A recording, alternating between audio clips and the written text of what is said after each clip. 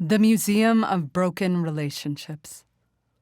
In Croatia, in 2006, Alinka and Drazen broke up. Having no idea what to do with the relics from the 4 years of their love, they created the Museum of Broken Relationships. For years now, they've been collecting items from the broken-hearted all over the world. Each day, treasures arrive at the museum's door. A small bottle of a lover's tears, the last checkbook with both partners' names, a shiny watch with the pin pulled out, the second he said "I love you" for the first time. In the Museum of Broken Relationships, there was a toaster. Beside it, a note. When I moved across the country, I took the toaster. That will show you. How are you going to toast anything now? And another display, there was a cell phone. Written beside it, the words, "He gave me his own cell phone, so I couldn't call him anymore." There was a letter T from a keyboard from a couple whose online passion died after their first real-life encounter, the keyboard taken apart in a commitment to never again trust a computer key to open one's heart.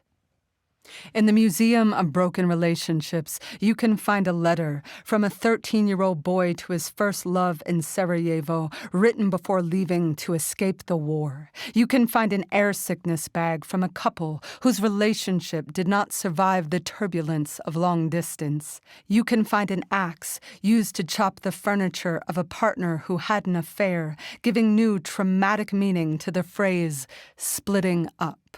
There is a jar of love incense with a note that says, "It simply doesn't work." There is a display case with a pair of papier-mâché breasts gifted by a woman whose husband insisted she wear them during sex. "They were bigger than mine," she said. "They turned them on, and I left."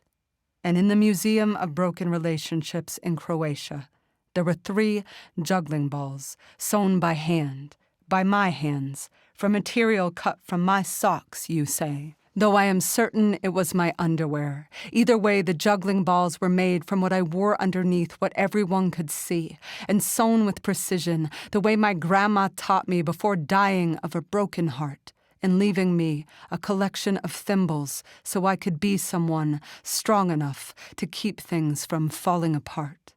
The first time I saw you, I fell apart. I had no idea who you were. You walked into a studio I was in and walked out.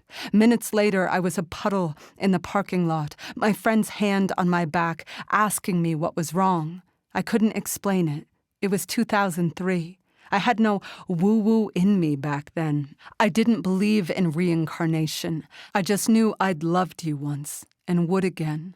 Months later, still not knowing who you were, I saw you on TV, reporting the invasion of Iraq, then the occupation of Palestine, a blood fire in the sky above you and not flinching, or I thought you weren't flinching, until we started sharing a bed, and I could see the war behind your eyelids, how you tore the covers off every morning like a kid unwrapping a gift, like the dawn of a simple day was everything you'd ever put on your Christmas list.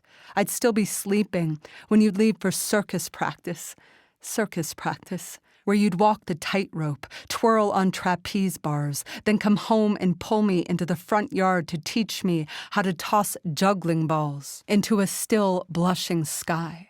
When I think about why we broke up, why you flew all the way to Croatia to let go of the juggling balls I made you, I know it's because I was a terrible juggler. I couldn't figure out how to hold something and set it free at the same time, so I dropped the ball.